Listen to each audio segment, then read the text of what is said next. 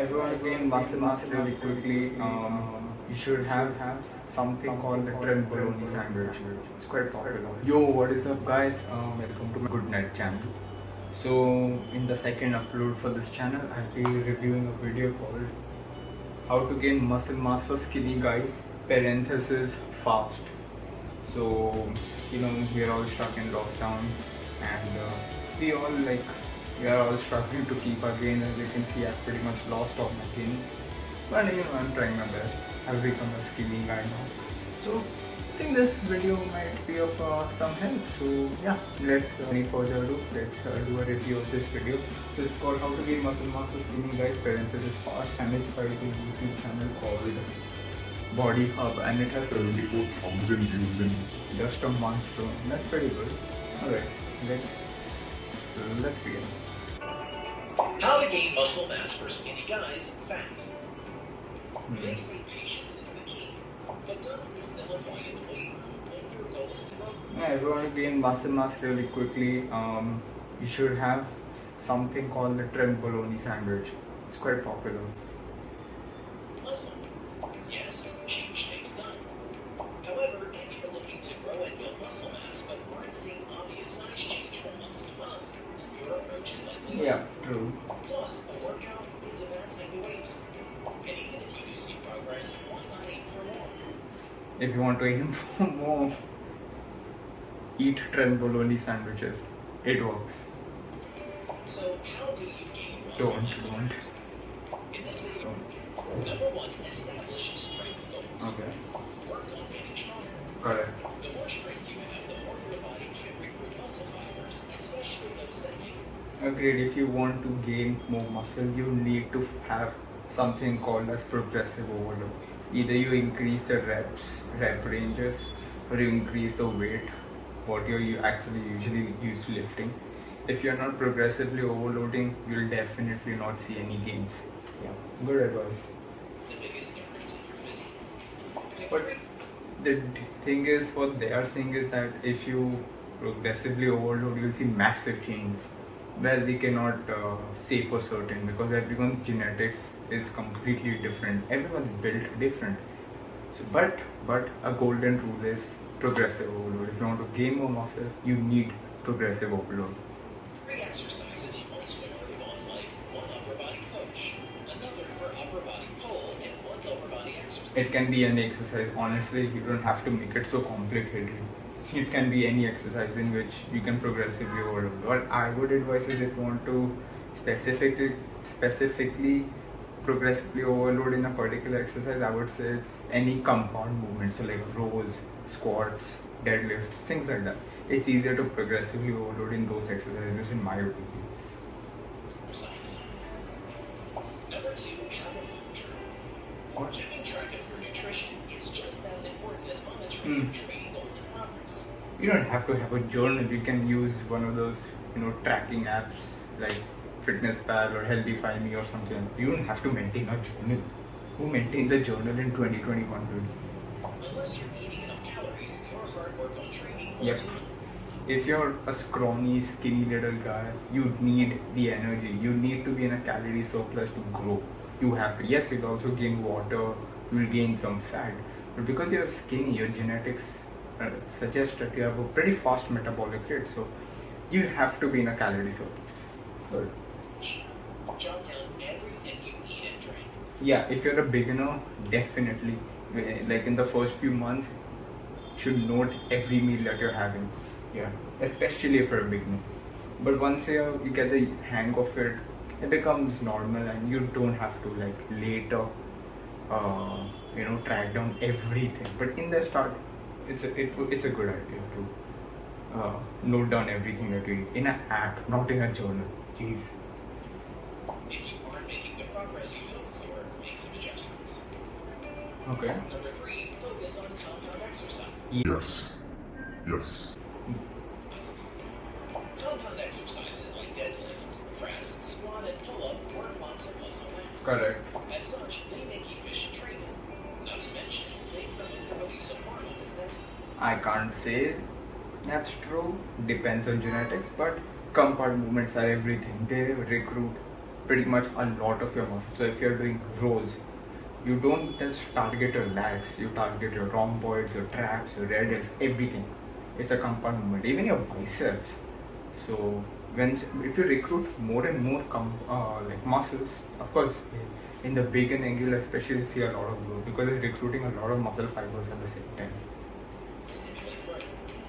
You can still I don't know about the do hormones isolation part work, though. but perform it after your compound legs. Agreed. Good advice. Number 4. Go to sleep half an hour early. But what? How?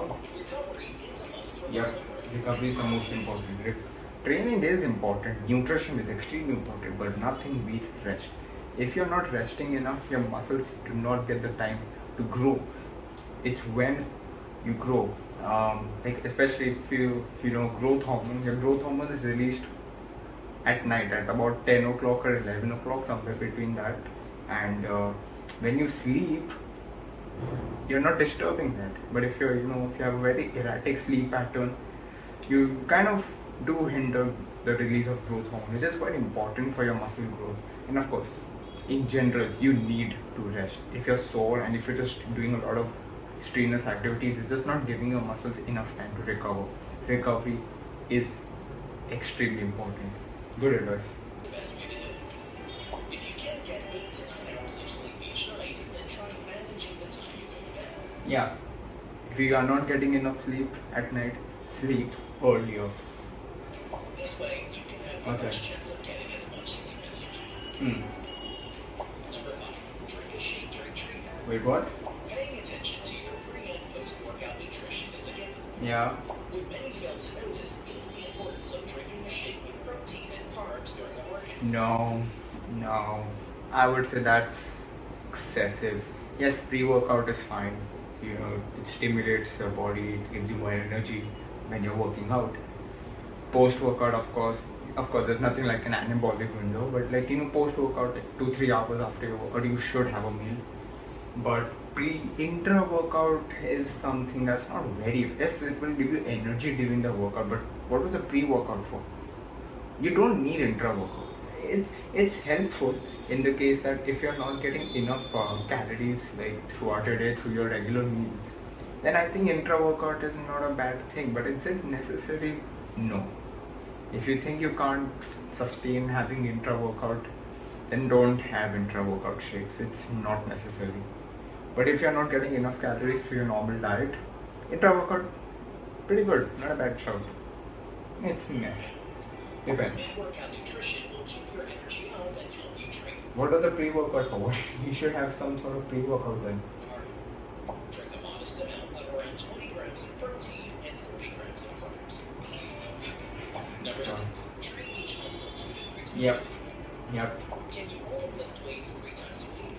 If so, switch to full body workouts so you can work your entire body. Depends on anybody, depends on your preferences, what kind of split you like. Of course, if you're working out for the first time, I would suggest doing an upper body, lower body split. So in upper body, you train all your muscle groups in your upper body, like the back, chest, shoulders, triceps, biceps, everything. And lower body, legs pretty much. And if you have a upper body, lower body split as a beginner, like you'll have maybe 2 days of rest, 3 days of rest in a week, and you'll target each and every muscle group at least twice a week, which is very necessary, which is very impactful for muscle growth. The more you train your muscle in a week, the more results you see. There is a positive correlation between the frequency of training a muscle and muscle growth. It does. It is scientifically proven. So yeah, good advice. Body every You don't have to do full body workouts. So will ensure that you Upper have body, each lower muscle body is 3 fine. times a week. Do 2 to 3 sets per muscle group. 2 to 3 sets per muscle group in a particular workout, not in the week. I would say in a week you should do 6 to 9 sets, at least 6 to 9 sets for each muscle group, in my opinion. Number 7. Take care of your legs. Your goal is to have a huge No chest. shit. That's why I said do upper body and lower body. You need legs. Well, like even when I used to go to a proper gym about 2 months ago, when this lockdown wasn't there, I see a lot of people like they're like massive lats, big chest, biceps, but their legs are like non-existent. I'm not even kidding. They literally look like cartoon characters. It's hilarious. So if you're a beginner, please do not skip leg day. Please don't. It's the arms. We get it. But you shouldn't neglect your legs either. Exactly. Muscle imbalances look terrible, and more importantly, having lower body exercises can have a huge influence on Yep. your health. There has been a study that proves that when you do leg day, there's an increased release of testosterone, which is very helpful for muscle growth. So do not skip leg day. There is no negatives about skipping leg. I mean, there are only negatives if you skip leg day. Yeah. For all muscular development, including your upper body. Concerned about this video? You know what? Not a bad video. Compared to the first video, this is much better. I would say the information in this was quite general.